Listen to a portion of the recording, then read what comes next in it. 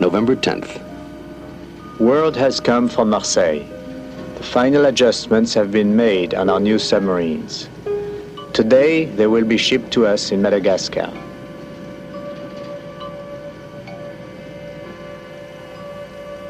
The historic dockyards of Marseille are witness to the transfer of two vessels whose exploits may one day make a major contribution to the science of oceanography. Their pressure hulls are high-grade steel, almost a half-inch thick. There are 4 wide-angle observation ports, 3 inches of solid plexiglass. They are submarines, but they are no ordinary submarines, nor is their mission ordinary. They are destined for the oceanographic research vessel, Calypso. Each weighing 4,000 pounds, the mini-subs are jet-propelled by powerful streams of water from their 2 rotating nozzles at the bow. 3 feet in width, 6.5 in length. The pilot lies prone while cameras film him. Outside, 2 more cameras are mounted on a bank of 1,000-watt floodlights, for these submarines are designed as much to film as to search and investigate.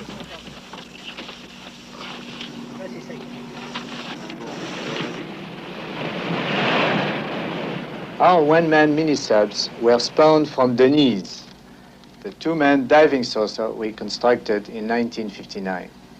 Denise was small and maneuverable, but we wanted even more maneuverability. Denise was slow and limited to 1,000 feet. We wanted more speed and twice that depth. So we created a new submarine with a smaller and stronger hull and sophisticated miniaturized machinery, the mini-sub. By using 2 mini-subs at the same time, safety will be increased, and they will carry cameras and lights to film each other in action. After 6 years of design, construction, and testing, we're ready now. January 14th. Calypso steams toward Europa in the southern Indian Ocean, a tiny island 200 miles west of Madagascar. 2 projects take them to Europa. One is to study the mating grounds of the great green sea turtle. Secondly, the island is a good location for testing the mini-subs. Dauphins! Des dauphins! Voilà les dauphins! Venez, venez! No matter how often we see them, when a large school of dolphins comes to race Calypso, we crowd the rail. The Loire enters the hatch to Calypso's observation chamber. It is in the bow, 10 feet below the waterline. Down here, we can clearly hear the squeaks and clicks of the dolphins.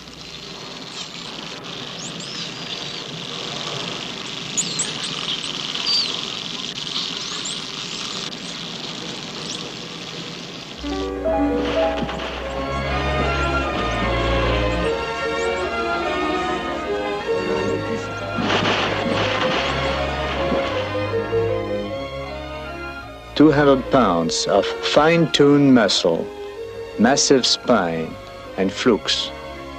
In motion, he is one of the most perfect examples of streamlining.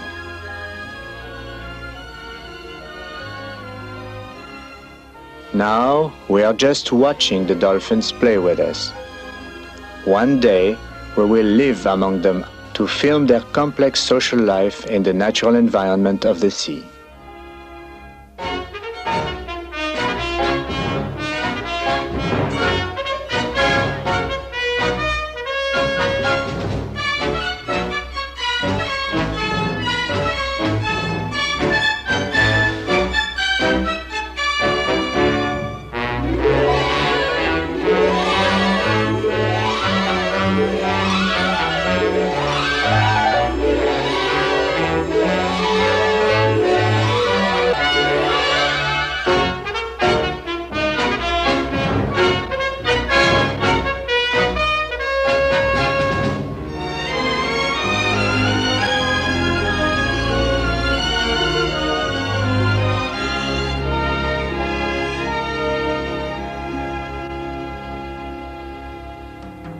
January 19th, Europa, 300 miles off the southeast coast of Africa.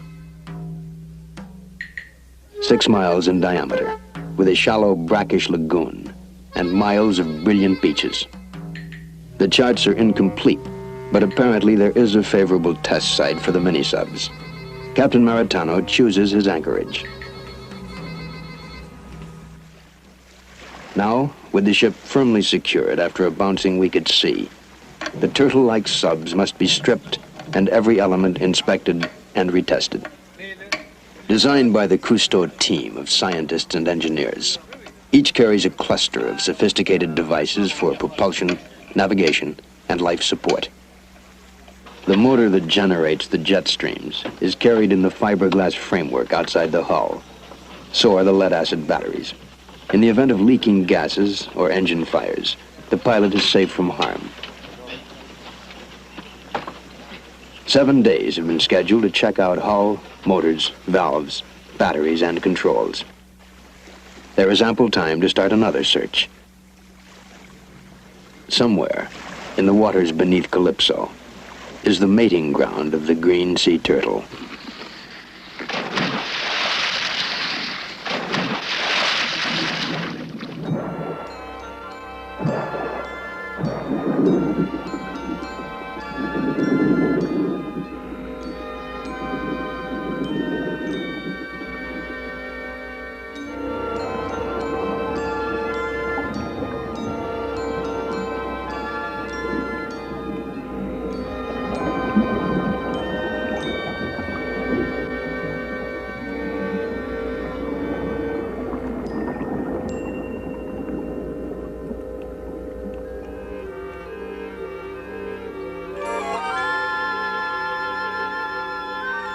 In the waters around Europa, life flourishes unmarred by human intervention. No one comes here to fish. No tankers dump their filth. The water is clear and unpolluted, the coral intact. Here, nature has struck a balance, and here it remains. Man's fatal need to strip and spoil and scar has not yet reached this island.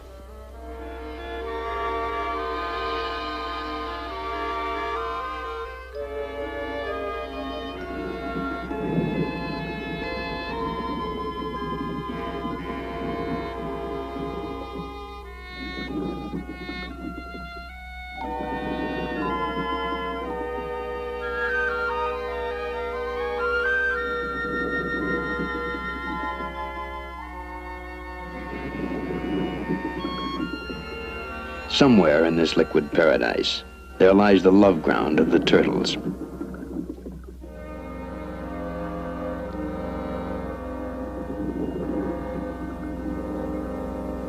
At twilight, Bunny C encounters 2 exceptionally large stingrays that have settled down to rest. Roused from their sandy blanket by his approach, they circle warily and move off.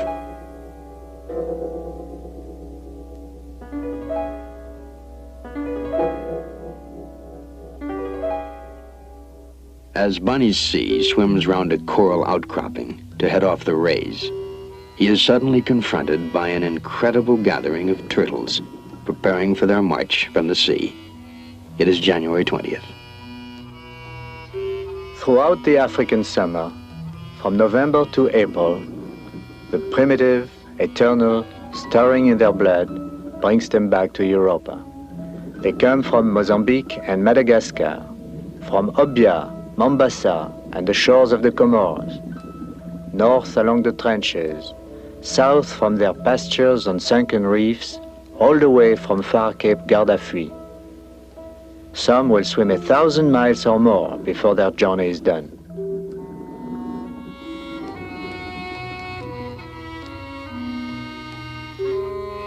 Shy, lumbering, perhaps 100 years old and 4 times that many pounds in flesh and carapace. Yet somehow, in the sea, they have uncommon grace.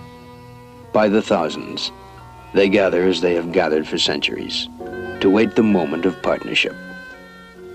The gentle ladies and the fat-tailed bulls.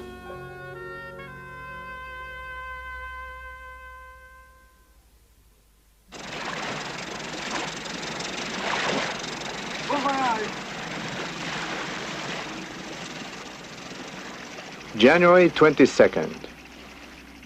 Verifications on the mini-subs are still keeping the technicians busy. Today, the divers will establish a base camp on the island to study the turtles when they come ashore.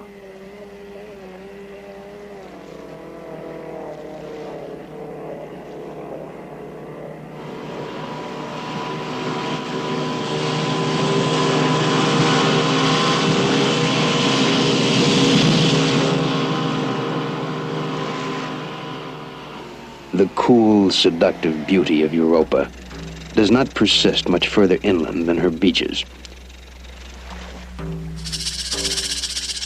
She is not hospitable to human life.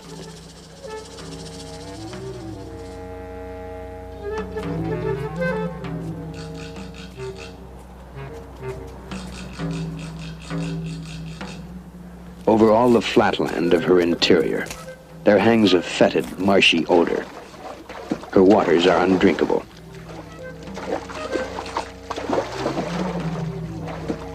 Only the most hardy could hold on to life, and many have failed. The few pathetic attempts to settle on Europa have ended in tragedy. Ici repose Marie-Virginie Beauchamp, décédée à l'île d'Europa le 1er mars 1910. Bien, mon ami Dominique, il fait pas bon vivre dans cette île. Thirst took them, or perhaps disease, or even loneliness. They left no records but their graves. Little endures but stone, the ancient coral that had built the land itself. Along the shore, the silent, angular frigate birds keep watch. On Europa, the bird and the turtle are strange partners in nature's scheme.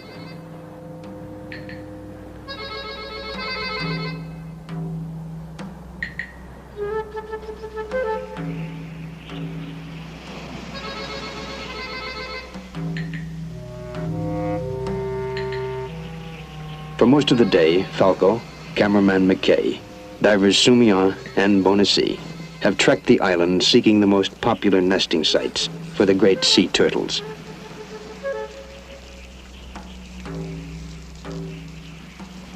Like every member of Calypso's team, Falco plays many roles.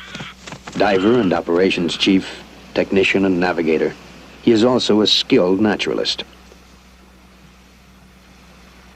Living as he has so intimately and long among creatures of the sea, Falco has come to know their secret lives and private ways, as few will ever know them.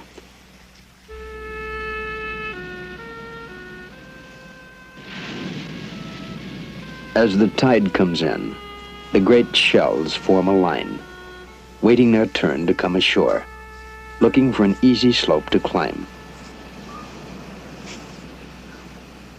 Some are returning to the same 200-yard stretch of beach where they last laid their eggs, perhaps 2 years ago.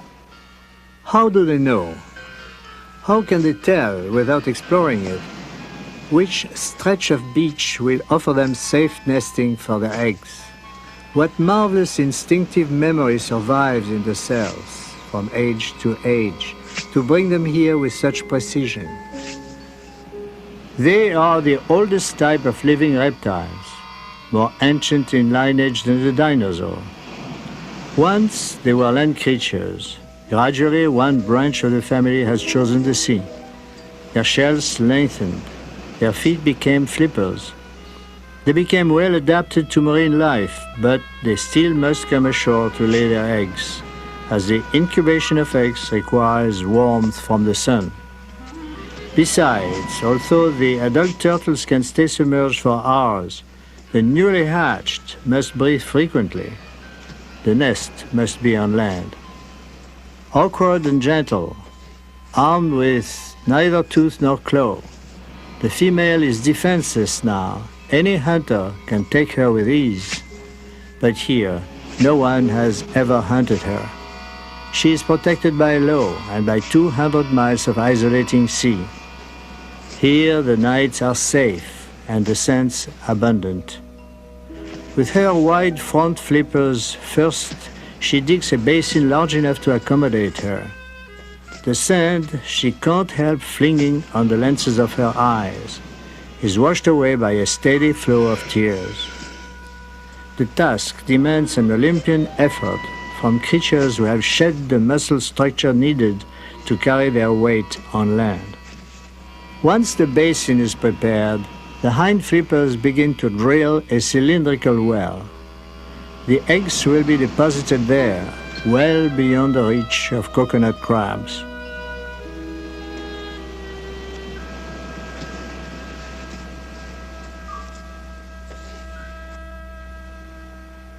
And then it is time.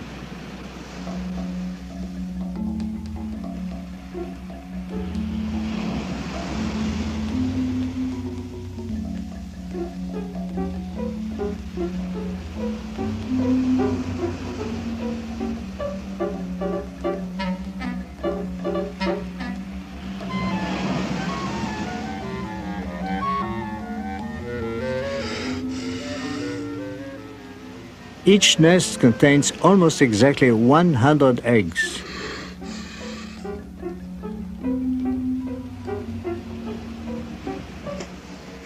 Soft and tough, they will stay in the sand for nearly 60 days before the young emerge.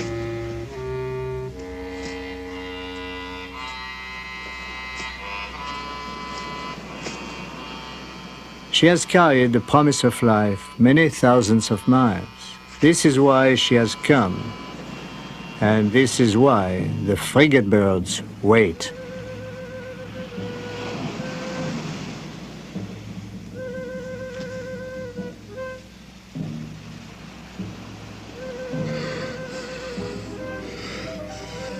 This has been a pilgrimage, a return to the land from whence they came millions of years ago. Here, at this essential juncture of their present and their past, not just individual animals, but all the race is temporarily in jeopardy.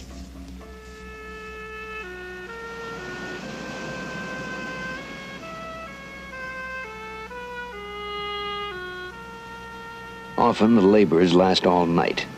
She must return before the sun gets high. Caught away from the water, she will bake and die. Even if the sun is hidden by cloud, the immense effort of lifting her carapace to breathe will exhaust her.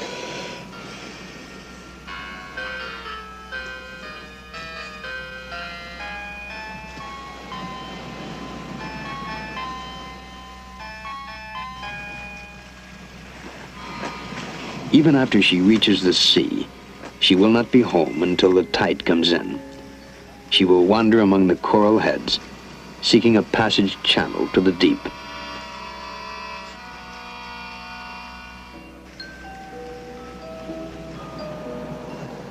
Confused with exhaustion, perhaps, this turtle has climbed inland as the day returns, away from the saving sea. Her navigation powers, precise enough to take her over 1,400 miles of empty sea to a tiny island landfall, have fatally let her down.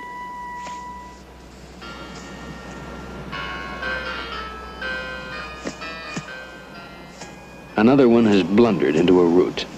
She cannot walk backwards and is too weakened to just bulldoze ahead. Along the beach, there is grim witness to her future. Soon, like many of her sisters, she will be through. The sun will have done its work. The hermit crabs will start on theirs.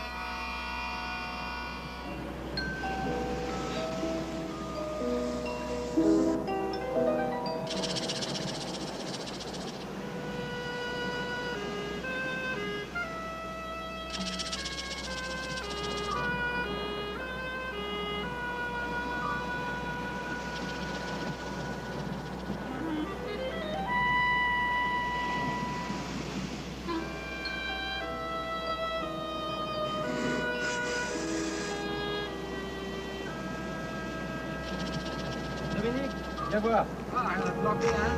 Oui, je crois. Attends, c'est ça.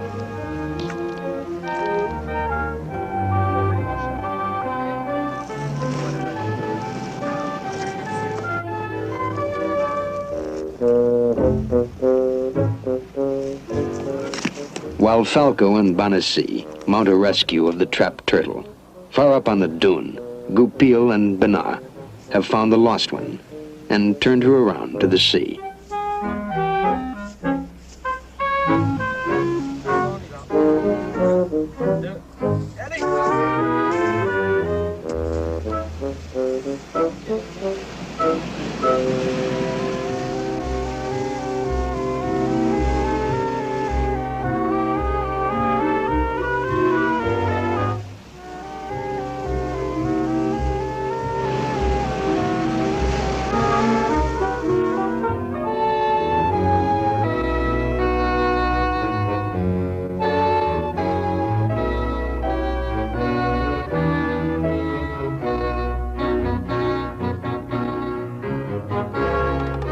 This species developed an original deferred childbearing scheme.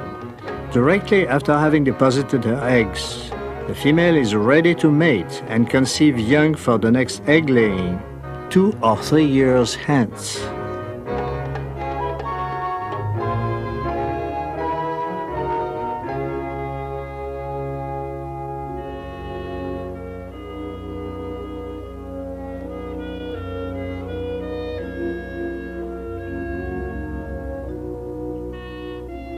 So courtship dances follow egg-laying, and the lady leads the reel. It is she who remains on watch for danger. It is she who decides when the pair will surface to breathe.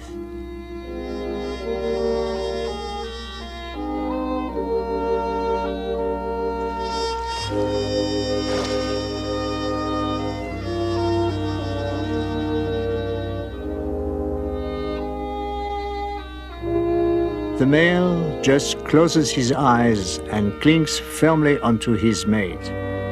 Then the partners go their separate ways.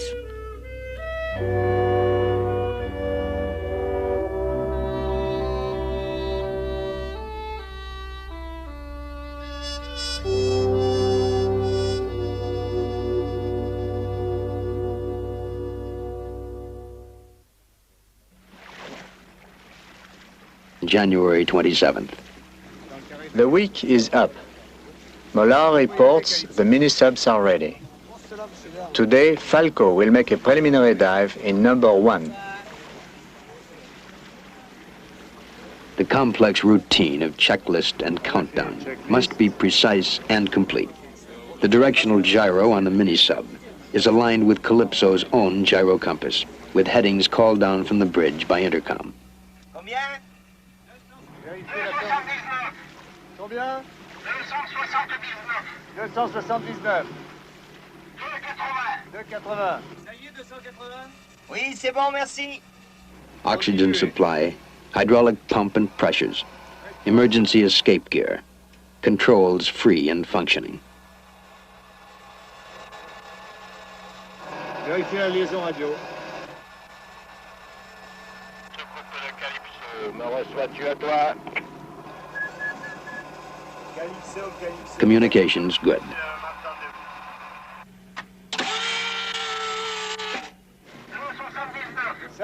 Whenever we test something new in the field for the first time, the atmosphere aboard becomes silent and tense.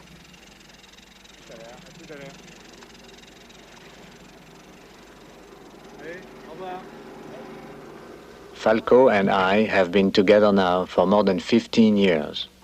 I often feel I have delegated my eyes to him. I identify with his reports as if I had lived them. This is a moment when the full resources of Calypso concentrate upon a single focal point. Each man has his station, each his responsibilities. There are few orders, little talk of any kind. A final check on the line telephone before it is detached. At surface pressure, all is well. The hull is tight. Power is good. Sumion unshackles the last line.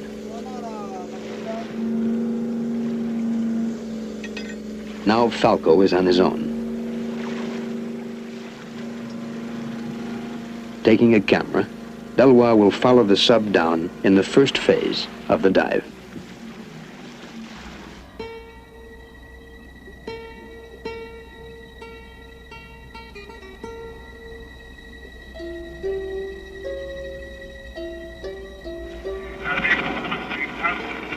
Bien reçu, bien reçu. Tu es bien pesé. Ça nous fait énormément The mood on the plaisir. sonar telephone is one of banter. So far, he is among old friends, and it is familiar territory.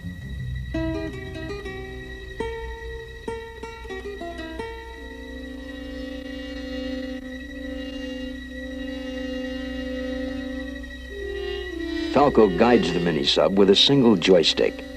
On it are mounted separate controls for power, sonar transmitter, tape recorder, camera start, and cine lights.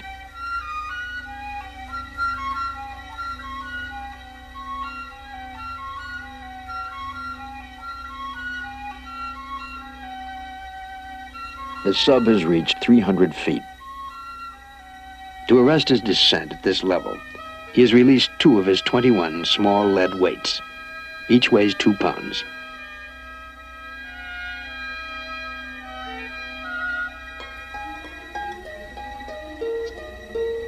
Moving the control stick forward will send 120 pounds of mercury into the nose and tilt it down.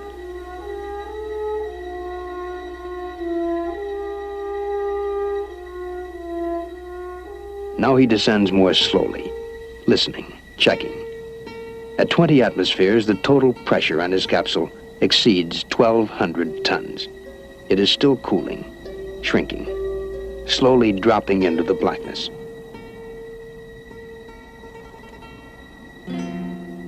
There's little plant life now. These leaf-like structures are colonies of animals, gorgonians, fan coral.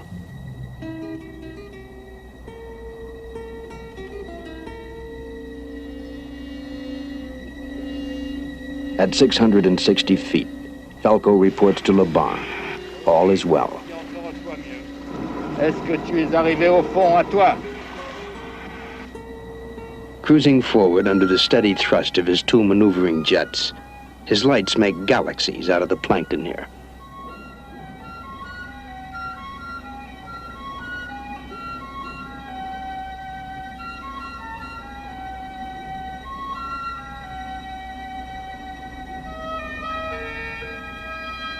Now there are chains of salpas. Normally single jelly-like hollow spools that move slowly by pulsations, the salpas have joined together in an undulating snake-like team to swim among the brine shrimp they devour.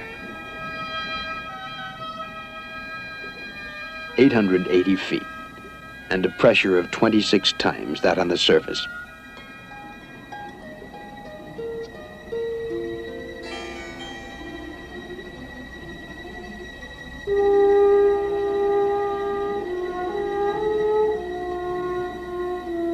He will cruise a few minutes at this level.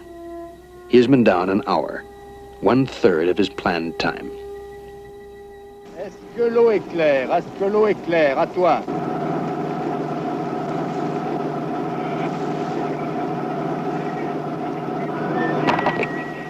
In mid-response, he is cut off. Laban listens and waits.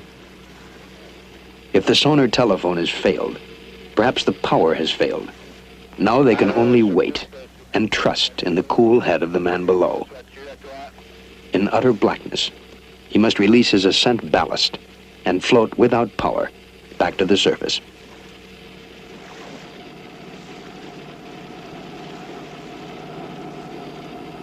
The sonar launch cruises over the steady beeps of the automatic transmitter mounted outside the shell. 8 minutes pass.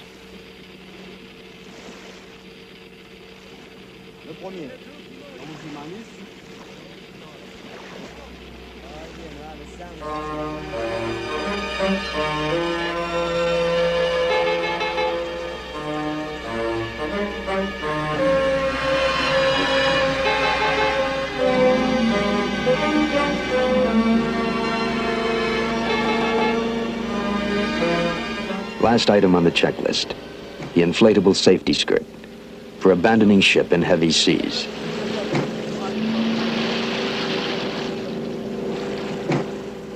Despite the tension of a power failure at the bottom, Falco pursues the routine to the end of the test.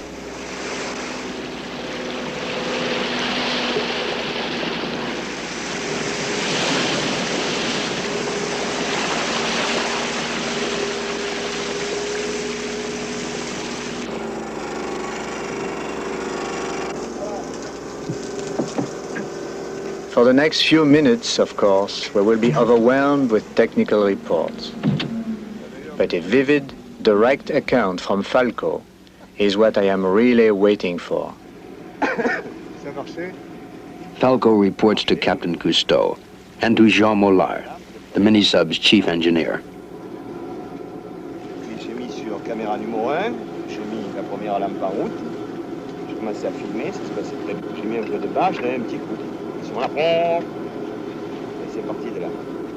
The fault appears to have been in the motor, which had faltered, groaned, and then stopped, apparently shorting out, and draining the power from the batteries. So something went wrong. When it is not the wind or the currents or the swell, it has to be a mechanical bug. J'ai essayé encore un petit coup, j'ai tout éteint, j'ai essayé un petit coup, lampe éteinte, pareil. Le moteur n'a plus rien voulu servir. C'est-à-dire un moteur qui grogne. Oui, hop. Le premier.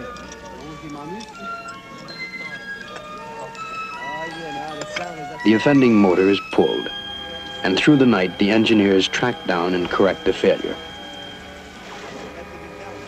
Distinctions between diver and engineer, ship's crew and submarine specialist dissolve at times like this.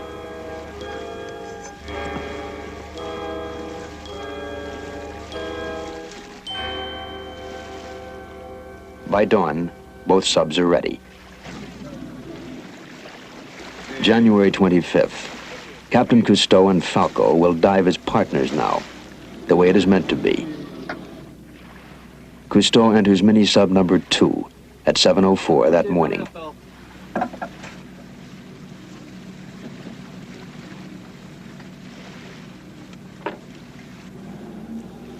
He runs through the pre-dive checks.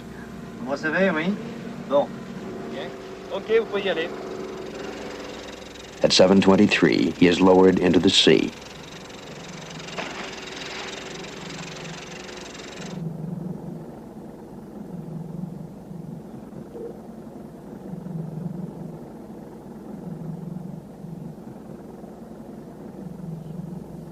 The divers run smoothly through their drill.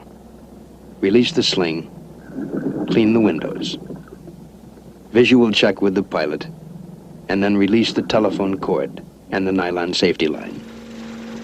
At 7:29, Falco, his checklist already run, enters number 1, and 1 minute later follows his captain into the water.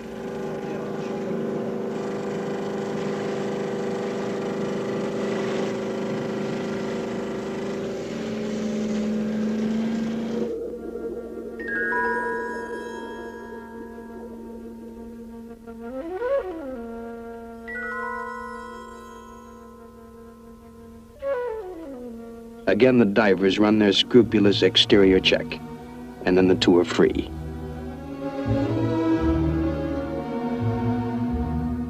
Now, as we descend together, all the troubles of our 6 years' work are well repaid. We still have much to learn about the piloting of these little hot rods, but this is part of our excitement.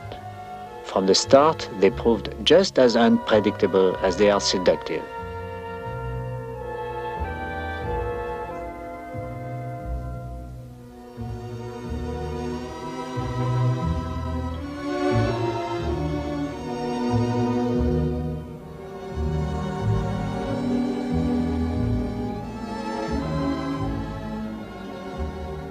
Like the gentle meeting of champagne goblets, the mini-subs touch in quiet salute.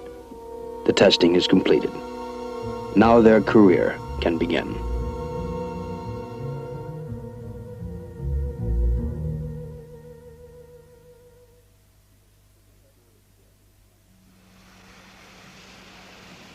February 4th. To verify reports that some female turtles remain on the reef after they have filled one nest with their eggs, Falco is returned with his shore party to mark and trace movements of a pair of late returning mothers. Hydrogen-filled balloons will help the tracking.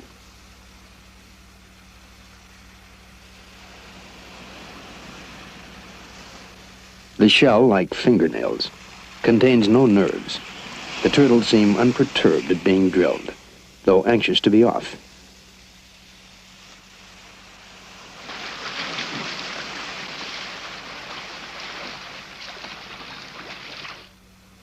One of the balloons goes straight to the open sea and starts a deliberate northbound journey. This turtle, it seems, is through with her egg-laying task.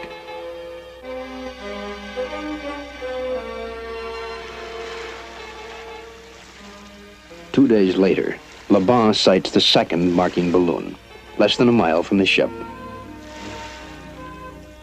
She has proved our point. She has stayed at Europa. Now we must join her, film her for our records, and release her.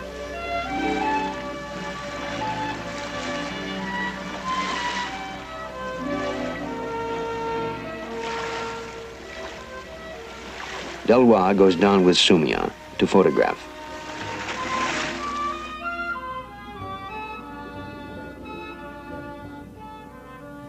Tracking the turtle helps demonstrate that females remain around the island until they have laid all their eggs. They may make as many as 5 trips to the beach in one single season and leave behind as many as 500 eggs.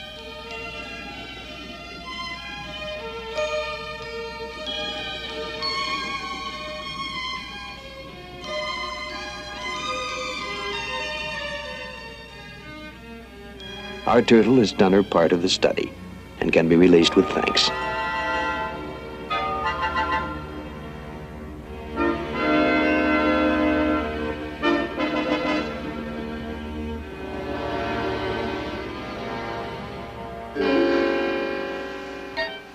February 8th. Above the empty beach, the frigate birds still keep their diligent patrols, silent, watchful.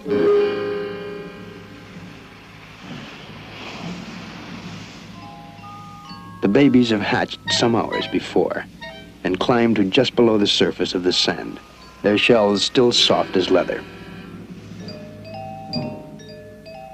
At some unknown confluence of signals, heat and humidity perhaps, they break out. Immediately they sense the right direction and begin their short, critical march to the sea.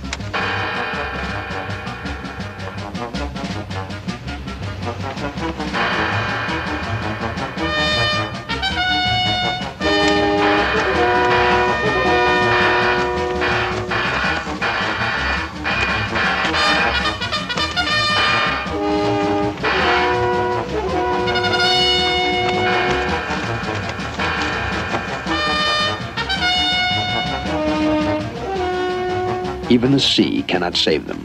When they surface to breathe, they are taken.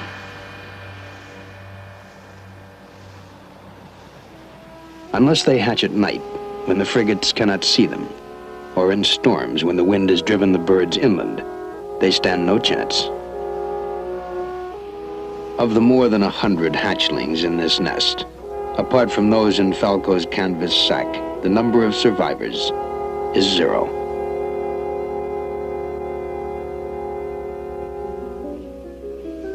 Death is an instrument of nature's equilibrium. Only man is capable of killing without need. But man also feels compelled to reach out and try to save life whenever it is threatened. My men begin to gather up hatchlings and to devise a scheme.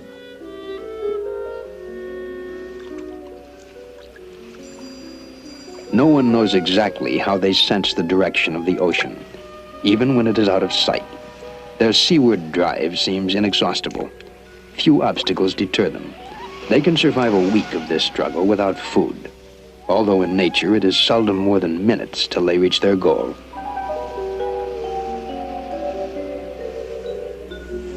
Half a mile out to sea, Falco releases a few turtles beneath an empty sky.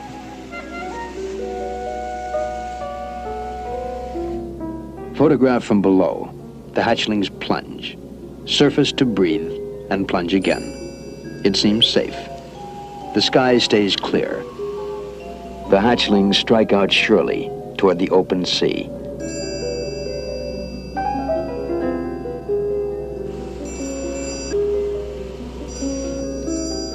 Less than 2 minutes later, shadows swoop above them.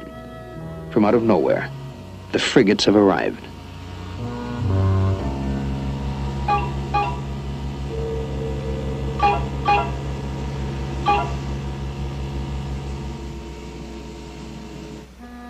For the few tired survivors of this nest, Falco prepares another pool, closer to the water. He will protect it from the frigate birds till nightfall, and then release them.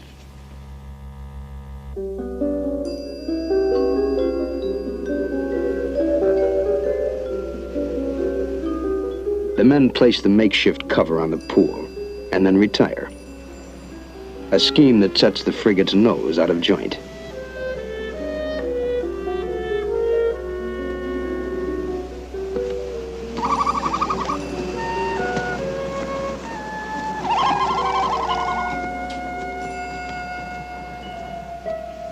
Night. The frigates have gone. The hatchlings still prowl the confines of their station, seeking a route to the sea. Released even in utter darkness or dazzled by the camera lights, they head unerringly down the beach, except one. He seems to prefer the safety of Falco's pool, so they call him Corrigan, of Wrong Way fame.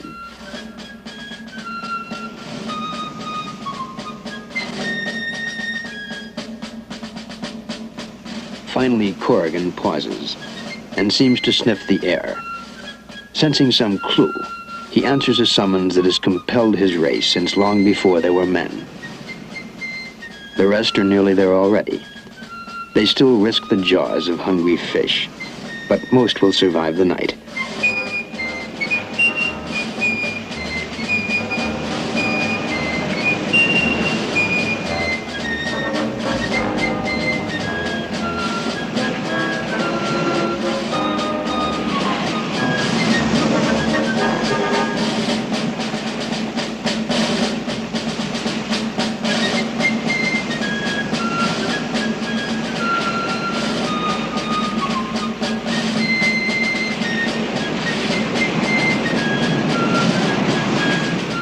Corrigan, still headstrong, encounters a lady old enough to be his mother.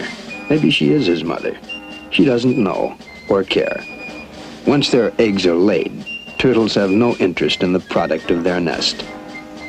Corrigan hitches a ride on her flipper, and together they go down to the sea.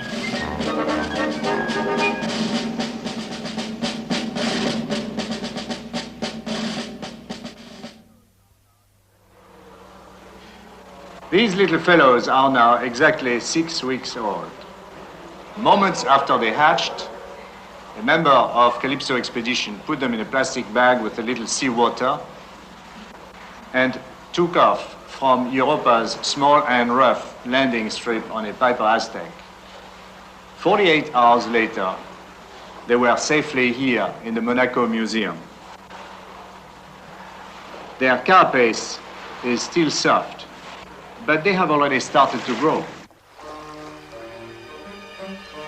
On the island of Europa alone, almost 4 million turtles are hatched each year. Most are doomed, harvested by the birds. We have upset the balance of nature by capturing a few. Turtles could be farmed. They are a possible protein source for an undernourished world.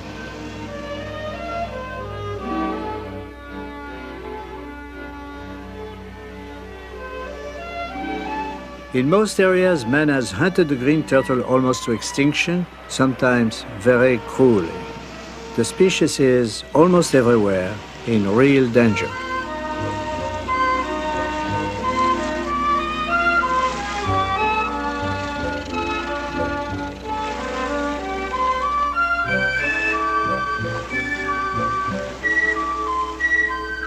Whether a fisherman uses net and harpoon, or a modern panoply of radar, sonar, and battery thermographs to guide his electric nets, he ruthlessly depletes the resources of the ocean. On Europa, we witness the drama of the sea turtles, and moved by a moral impulse that may be artificial, we rescued 2 adult females, as well as some babies that grew up in the public aquarium of Monaco. In doing so, we interfered with natural mechanisms. This journey has given us an immense respect for nature.